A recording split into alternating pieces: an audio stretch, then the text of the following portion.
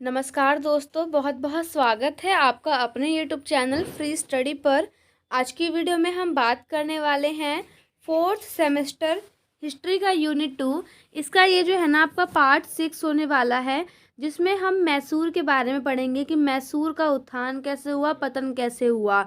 आपकी बुक में देखोगे अगर आप अपने इंडेक्स में, तो ये दो आपको वहाँ पे लाइन मिलेगी, मैसूर का उत्थान और पतन भाग 1 और मैसूर का उत्थान और पतन भाग 2। तो ये दोनों ही जो ये पार्ट है आपका, इसी वीडियो में हम कवर कर लेंगे। पार्ट 6 में ही हम प्रॉपर मैसूर के बारे में जान लेंगे कि मैसूर में 1760 से लेकर 1781 तक क्या क्या चीज़ें या क्या क्या घटनाएं वहाँ पर हुई मैसूर में। चलिए देर ना करते हुए वीडियो की स्टार्ट करते हैं। और अगर आप हमारे चैनल पर नए हो तो चैनल को सब्सक्राइब, वीडियो को लाइक करना ना भूलें। देखिए, आप पहले ये देख लीजिए, आंग्ल मैसूर संघर्ष के बारे में हम पढ़ेंगे इसमें। तो आप इसमें ये चीज़ देख लीजिए कि जो मैसूर था वो कहाँ था। जहाँ पे आपका विजयनगर था ना, यहाँ पर आपका मैसूर उस टाइम पर हुआ करता था। ये तो मैंने सिर्फ आपको मैप के ज़रिए दिखाने की कोशिश करी है कि मैसूर जो है वो कहाँ पे था और किस टाइप से था। तो आई होप आपको मैप में इतना समझ में आया होगा कि कर्नाटक का जो कुछ भाग है या जो आज के टाइम पे वर्तमान में जो कर्नाटक है, वो उस टाइम पर मैसूर के नाम से जाना जाता था। देखिए, 18वीं शताब्दी 18वीं शताब्दी के मध्य में मैसूर में वाडियार वंश के चिक्का कृष्णराज नामक शासक शासन कर रहा था, लेकिन वास्तविक शक्ति जो थी वो नंद राज के हाथों में थी। और उसी समय पर क्या होता है, मैसूर की सेना में हैदर अली नामक एक व्यक्ति सिपाही के रूप में भर्ती होता है, जो एक दिन मैसूर का शासक बनता है। तो हैदर अली मेन जो है आपका, इसमें मेन है आपका हैदर अली। हैदर अली कौन होता है? हैदर अली मैसूर की सेना में एक सिपाही का कार्य करता था और वो बाद में जाके मैसूर का शासक बनता है। अब देखिए, थोड़ा सा हम हैदर अली के बारे में देख लेते हैं। हैदर अली का जन्म 1721 में बूडीकोटा नामक स्थान पर हुआ था। उसके पिता फतेह मोहम्मद मैसूर की सेना में एक सिपाही थे, जो यानी इसके पापा का नाम क्या है? फतेह मोहम्मद इनके पिताजी का नाम था, जो कि मैसूर की सेना में एक सिपाही थे, जो एक युद्ध में मर गए थे। बड़ा होने पर हैदर अली मैसूर की सेना में भर्ती हुआ। यानी पहले उनके फादर थे मैसूर की सेना में, इनके फादर की मृत्यु हुई, तो मृत्यु के बाद जैसे ही हैदर अली बड़े होते हैं, वो भी मैसूर की सेना में भर्ती हो जाते हैं। इस हैदर अपने गुण और योग्यता के कारण 1755 डिंडीगुल का फौजदार नियुक्त हुआ। और उसके बाद जब वो डिंडीगुल के फौजदार नियुक्त हो जाते हैं, तो उसके रूप में फ्रांसीसियों के सहयोग से एक आधुनिक शास्त्रागार की स्थापना करते हैं। मैं आपको यहाँ पे एक बात बताती हूँ, जो फ्रांसीसी थे ना, फ्रांस और जो ये थे आपके ब्रिटिश वगैरह, तो अंग्रेज वगैरह, इन दोनों में ना आपस में बनती नहीं थी। ये दोनों आपस में ना एक दूसरे के दुश्मन हुआ करते थे। कौन? फ्रांसीसी और ब्रिटिश। लेकिन जब फ्रांसीसी जो है वो इनका साथ देते हैं ना, हैदर अली का, तो ये बात ना ब्रिटिश को अच्छी नहीं लगती। अब वो चीज़ हम आगे देखते हैं, ठीक है। देखिए, इसके बाद क्या होता है, 1759 में मराठों ने मैसूर पर आक्रमण किया। किसने? मराठों ने। किस पे किया था? मैसूर पर आक्रमण किया। हैदर के नेतृत्व में मैसूर की सेना मराठों को पराजित कर मैसूर से बाहर खदेड़ दिया। उसके बाद 1760 में चिक्का कृष्णराज की मृत्यु के बाद हैदर अली जो है वो मैसूर का स्वतंत्र शासक बन जाता है। अंग्रेज जो है प्रारंभ से ही हैदर को अपना शत्रु मानते थे, यानी अपना दुश्मन मानते थे। क्यों? क्योंकि हैदर ने अपने उत्कर्ष में फ्रांसीसियों की मदद ली थी, यानी उन्होंने फ्रांसीसियों से मदद मांगी थी। अब भाई, जब अंग्रेज के दुश्मन फ्रांसीसी हैं, तो दोस्त का जो दुश्मन है, सॉरी मतलब ये जो दुश्मन है, दुश्मन का जो दोस्त है वो भी दुश्मन हुआ। तो हैदर और फ्रांसीसी मतलब एक टाइप से फ्रेंडशिप मान लीजिए, इन लोगों की फ्रेंडशिप वगैरह थी। तो अंग्रेज को ये बात अच्छी नहीं लगी थी, तो अंग्रेज की जो है ना, इसलिए अंग्रेज फ्रांसीसियों के साथ साथ हैदर अली को भी अपना जो है शत्रु मानते थे। तो इसी कारण जो है प्रथम आंग्ल मैसूर युद्ध स्टार्ट होता है 1767 से लेकर 1769 तक। तो इस युद्ध का जो मेन कारण होता है वो होता है मैसूर का विस्तार, क्योंकि हैदर अली जो है ना वो काफ़ी ज़्यादा मैसूर का विस्तार करते हैं, और जो सीमा बेसिकली कह सकते हैं यहाँ पे सीमा को लेकर लड़ाइयाँ होती हैं। जैसे कि मान लो यहाँ पे मैसूर था, अब मैसूर अपने राज्य को बढ़ाएगा, वो दूसरे में कब्जा करेगा ही करेगा, अब राज्य को बढ़ाएगा तो मतलब मैसूर का जो विस्तार हो रहा था ना, उसको देखकर जो अंग्रेज़ थे उनको ये अच्छा नहीं लग रहा था कि इनका मतलब हर जगह से विस्तार हो रहा है, पूरब से पश्चिम से, उत्तर से दक्षिण से। तो ये जो विस्तार हो रहा था ना, इस विस्तार जो ये विस्तार हुआ था, तो ये विस्तार ना अंग्रेज़ों को बिल्कुल अच्छा नहीं लगा था। एक तरीके से ना वो उनसे जो है ना जेलस फील हो रहे थे, या ये समझ लो कि उनको मतलब ये भावना थी कि भाई ये अपना राज्य विस्तार कर रहे हैं, हम अपना विस्तार नहीं कर पा रहे। और कहीं ना कहीं उनको ये डर था कि मैसूर जो है वो एक बड़ी शक्ति ना बन जाए, ताकि बड़ी शक्ति बन के हो सकता है ना कि कल को भाई अंग्रेज और मैसूर बराबर हो जाएंगे तो मैसूर नहीं हारेगा।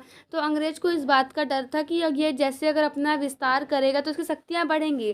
तो इसीलिए क्या करते हैं अंग्रेज जो है वो प्रथम आंग्ल युद्ध जो है वो स्टार्ट करते हैं। लेकिन सर्वप्रथम 1767 में जो जोसेफ स्मिथ के नेतृत्व में अंग्रेजी सेना ने मैसूर में आक्रमण किया। यानी कि यहाँ पर अब होता क्या है, जोसेफ स्मिथ और मैसूर के बीच में ना ये युद्ध स्टार्ट हो जाता है। और जोसेफ जो स्मिथ है वो अंग्रेज की साइड से होते हैं, अंग्रेजी सेना की साइड से होते हैं, और मैसूर की साइड से होते हैं हैदर अली। कौन होता है? हैदर अली, इनके साइड से। तो यहाँ पे जो है वो लड़ाई स्टार्ट हो जाती है। उसके बाद क्या होता है, प्रारंभ में यानी स्टार्टिंग में क्या होता है कि हैदर जो है वो हार रहा होता है, लेकिन बाद में इसने अंग्रेजी सेना को हराकर मतलब अंग्रेजी सेना को हरा देता है, और हराकर उनका पीछा जो है ना वो मद्रास तक करता है। और उसके बाद क्या होता है, अंग्रेजों ने संधि की याचना के परिणामतः मद्रास की संधि हुई। यानी कि अंग्रेजों को पता था कि यार मतलब भाई वो हार जाएंगे, तो अंग्रेज क्या करते हैं, अंत में आकर अंग्रेज जो है वो संधि करते हैं, मद्रास की संधि करते हैं। क्यों? अब मद्रास की संधि नाम कैसे पड़ा? क्योंकि जो हैदर अली थे ना, हैदर अली इनको मतलब इनका पीछा करते हुए मद्रास तक चले गए थे। तो वो संधि जो है ना किसका पीछा करते हुए, अंग्रेज का पीछा करते हुए, अंग्रेज का। गया कौन था? हैदर अली इनके पीछे, ठीक। तो अब अंग्रेज को ये रहता है कि अब तो मैं हार जाऊंगा या अब हम नहीं जीत पाएंगे, तो अंग्रेज क्या करते हैं, एक संधि लेकर आते हैं। तो मद्रास की संधि ऐसे नाम पड़ता है क्योंकि वो जो संधि है ना वो मद्रास में ही होती है 1769 में। तो देखो इसके जो ये संधि थी, इस संधि की पहली शर्त ये होती है कि एक दूसरे से जीते हुए जो क्षेत्र हैं वो एक दूसरे को जो है वापस दे दिए जाएंगे। हैदर अली अंग्रेज बंदियों को रिहा करेगा, और साथ ही अंग्रेज हैदर अली का युद्ध का हर्जाना देंगे। मतलब जितना भी जान माल की हानि हुई है वो सारा हर्जाना कौन देगा? अंग्रेज देगा। किसको देगा? हैदर अली को। और साथ ही युद्ध में अंग्रेजों की आज्ञा को समाप्त कर दिया। तो ये इनकी 3 शर्तें होती हैं। मद्रास की संधि किस किस के बीच में होती हैं? अंग्रेज के बीच में और हैदर अली के बीच में यहाँ पर मद्रास की संधि होती है। अब उसके बाद क्या होता है, कुछ टाइम तक शांति रहती है। उसके बाद द्वितीय आंग्ल मैसूर का युद्ध स्टार्ट होता है 1780 से लेकर 1784 तक। इस युद्ध का जो मुख्य कारण ये होता है कि अंग्रेजों ने फ्रांसीसी बंदरगाह माही पर अधिकार कर लिया। माही क्या है? एक बंदरगाह का नाम होता है माही, जिस पर किसने अधिकार कर लिया था? अंग्रेजों ने। किसका बंदरगाह था वो? फ्रांसीसी बंदरगाह था, जो हैदर के राज्य के अंतर्गत था। यानी कि यहाँ पे आप बात समझो, एक माही बंदरगाह था जो कि था किसका? फ्रांसीसी बंदरगाह था, लेकिन किसके एरिया में आता था? वो हैदर के एरिया में आता था। अब उस पर अधिकार किसने कर लिया? अंग्रेजों ने उस पर अपना अधिकार कर लिया। देखो मैं आपको मैप में यहाँ शो करवाती हूँ, ये आपको यहाँ पे दिख रहा है ना, यही वो बंदरगाह था जहाँ से एक्सपोर्ट और इंपोर्ट, आयात और निर्यात होता था। तो ये जो है द्वितीय आंग्ल युद्ध का कारण बनता है। उसके बाद क्या होता है, इस घटना से हैदर अली अंग्रेजों से नाराज हो गया और अंग्रेजों के मित्र राज्य कर्नाटक पर आक्रमण कर दिया। तो ये बात बिल्कुल हैदर अली को पसंद नहीं आई। तो हैदर अली क्या करता है, नाराज़ होकर जो इसका मतलब फ्रेंड राज्य होता है ना, मित्र राज्य कर्नाटक, उस पर क्या करता है, आक्रमण कर देता है। और उस टाइम पर कर्नाटक के नवाब होते हैं मोहम्मद अली। मोहम्मद अली और हैदर के विरुद्ध अंग्रेज से सहायता मांगी। यानी मोहम्मद अली क्या करते हैं, मोहम्मद अली जाते हैं अंग्रेज के पास, उनसे सहायता मांगते हैं, क्योंकि मोहम्मद अली और अंग्रेज जो होते हैं वो आपस में फ्रेंड होते हैं। अब जाहिर सी बात है कि अगर हैदर अली इस पर आक्रमण करेगा मोहम्मद अली पर, तो वो फ्रेंडशिप मतलब फ्रेंडशिप के नाते हेल्प मांगने जाएंगे ही जाएंगे। तो मोहम्मद अली क्या करते हैं, अंग्रेज़ों के पास जाते हैं, हैदर अली के विरुद्ध वो सहायता मांगने के लिए वहाँ पर जाते हैं। उसके बाद क्या होता है, उसके बाद अंग्रेज क्या करते हैं, उनकी सहायता के लिए 2 सेनाएं भेजते हैं। ठीक है, एक होती है हेक्टर मुनारो की नेतृत्व में, दूसरी होती है कर्नल बैली के नेतृत्व में। तो ये जो है वो 2 मेन सेना होती हैं जो अंग्रेज़ों के द्वारा कर्नाटक के नवाब मोहम्मद अली के लिए भेजी जाती है। किसके विरुद्ध में, हैदर अली के विरुद्ध में। अब देखिए क्या होता है, एक साइड से ना जैसे ये 2 सेना थी, तो एक साइड से हेक्टर मुनरो की सेना आती है और एक साइड से कर्नल बर्नल की जो है सेना आगे की ओर बढ़ते हुए जाती है।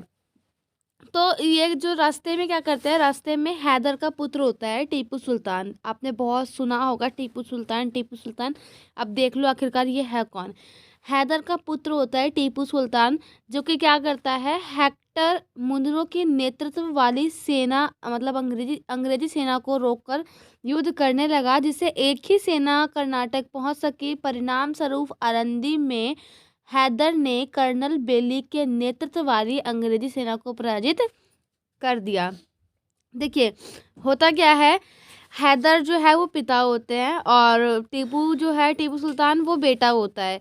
तो जब ये सेना जो है कर्नाटक की तरफ बढ़ती है ना, कर्नाटक की तरफ यहाँ पे से बढ़ रही होती है, तो जो टीपू सुल्तान होते हैं, टीपू सुल्तान बीच में ही इनसे युद्ध करने लगते हैं हेक्टर की सेना से। तो यहाँ पे बीच में ही युद्ध लड़ने लगते हैं और इससे क्या होता है कि एक ही सेना पहुँच पाती है, ये तो भाई यही युद्ध में व्यस्त हो गए। तो ये दूसरी सेना जो है वो कंटिन्यू आती रहती है, वो यहाँ पहुँच जाती है। यहाँ पे तो भाई टीपू सुल्तान था और यहाँ पे थे उनके पिताजी जिनका नाम था हैदर। तो यहाँ पर जो है दूसरी कर्नल बेली वाली जो सेना होती है वो आती है यहाँ पर। लेकिन कर्नाटक में होता क्या है कि हैदर अली जो है वो इनसे युद्ध करते हैं और हैदर अली इनको युद्ध में हरा देते हैं। तो बेसिकली दोनों में से दोनों ही जो सेना है वो सफल नहीं हुई, क्योंकि यहाँ पे भी ये रह गई और ये आई कर्नाटक तक, तो यहाँ पे भी इनको हरा दिया गया। अब इसके बाद क्या होता है, इसके बाद ये होता है 1782 में अंग्रेजों ने आयरकूट के नेतृत्व में एक सेना मैसूर पर आक्रमण किया। क्योंकि ये जो बात चल रही है वो कर्नाटक साइड की, कर्नाटक और मैसूर बेसिकली मतलब सेम ही हो गए थे उस टाइम पर।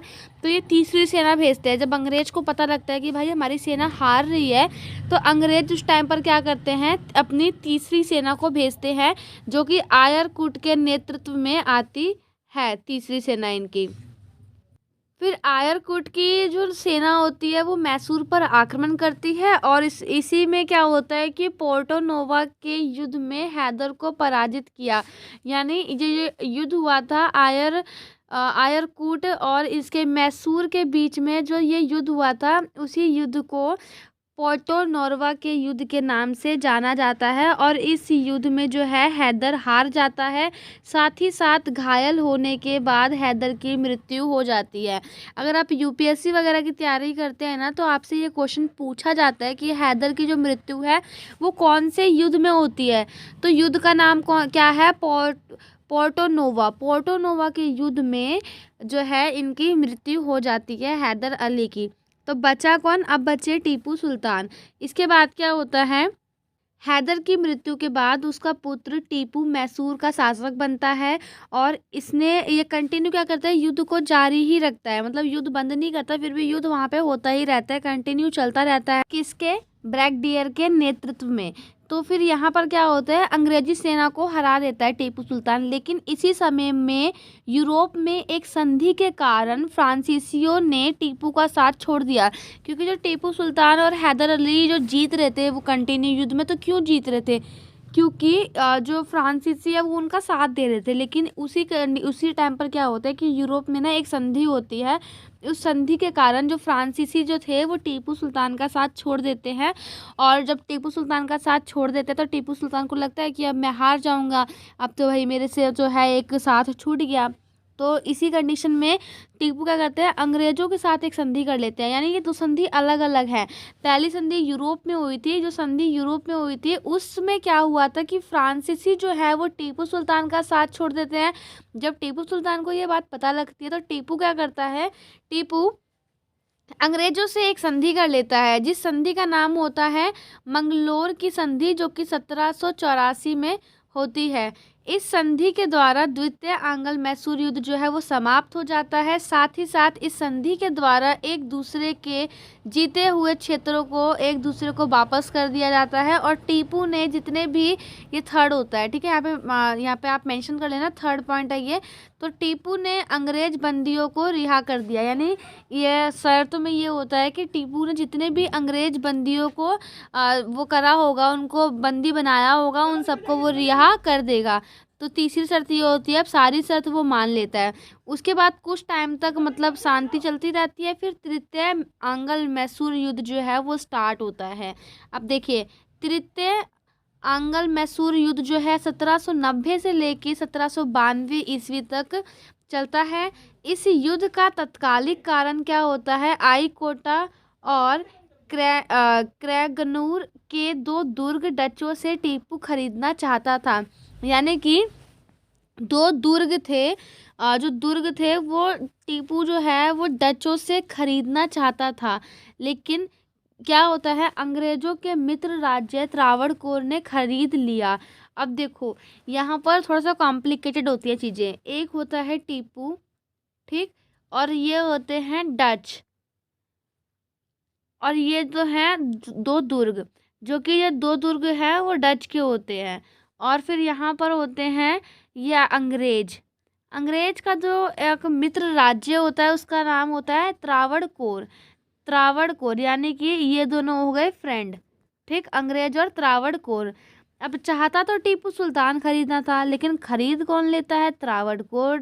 त्रावणकोर जो है वो खरीद लेता है, किसको, दो डचों को, ठीक, हाँ डचों को नहीं, सॉरी, दो दुर्गों को। दुर्ग किसके होते हैं, डच से। यानी कि जो दो दुर्ग होते हैं वो त्रावणकोर डचों से खरीद लेता है। अब इसके बाद क्या होता है, इस कार्य से टीपू नाराज होकर त्रावणकोर जो है उस पर आक्रमण कर देता है।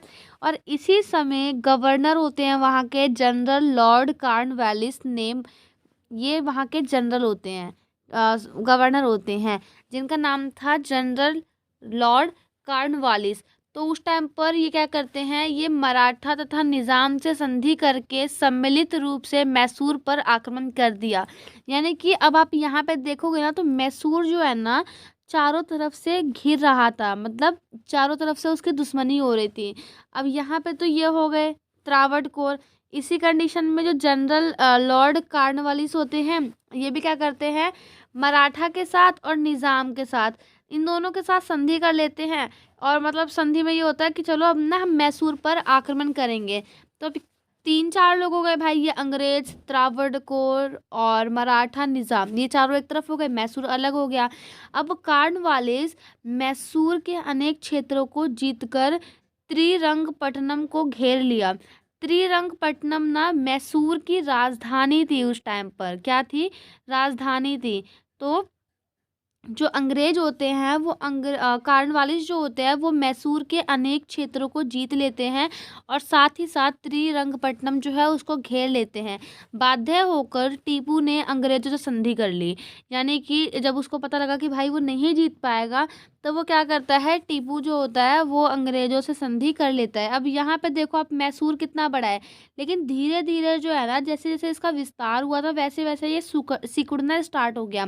यहाँ पे देखो बहुत ज़्यादा कम रह गया, आप देख पा रहे होंगे इतना बड़ा है। अब ये जो राज्य है वो बहुत ज़्यादा छोटा होगा, क्योंकि कहीं से इसको डचों ने ले लिया, कहीं से अंग्रेज़ों ने ले लिया, अंग्रेज़ों ने लेके मराठाओं को दे दिया, और फिर निज़ाम को दे दिया।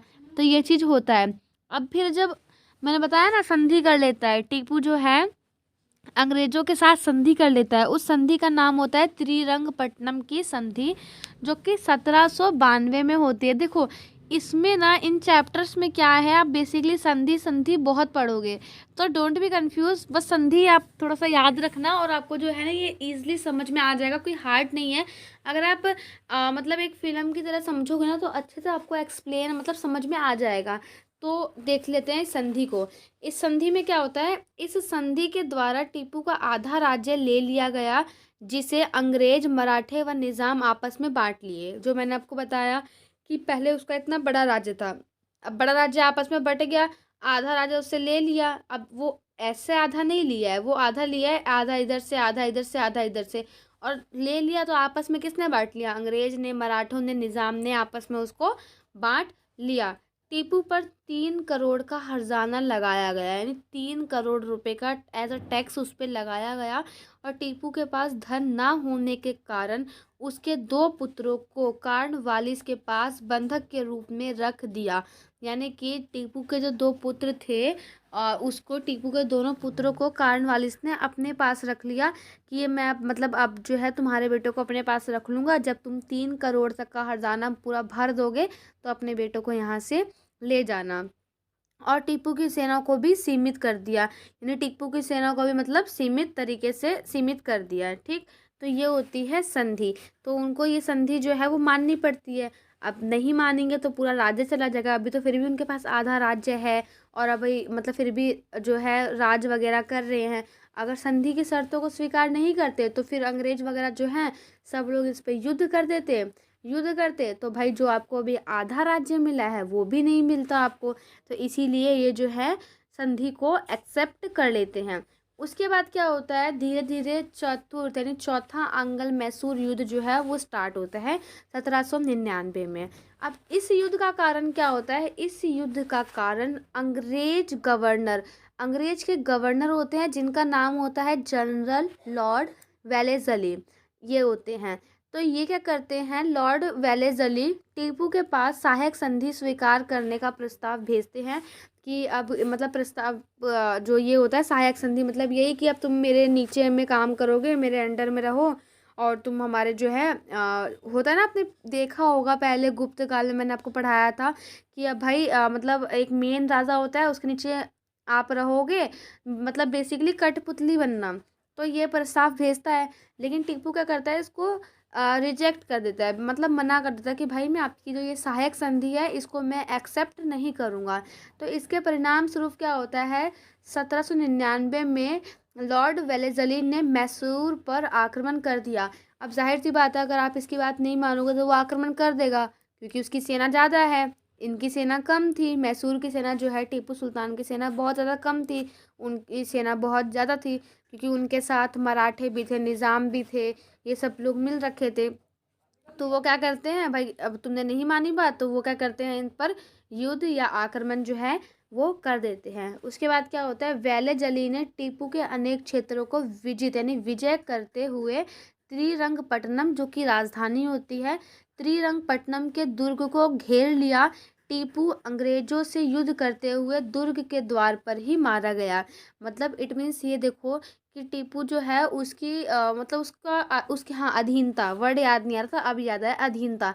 टीपू जो है वो अधीनता को स्वीकार नहीं करता, अंग्रेजों की अधीनता को स्वीकार नहीं करता है। और जब वो अधीनता को उसने स्वीकार नहीं करा तो उन्होंने इस पर युद्ध कर दिया, आक्रमण कर दिया, और इसी युद्ध में टीपू सुल्तान जो है वो मारा जाता है, और मैसूर जो है वो अंग्रेजों के हाथ में या नियंत्रण में आ जाता है।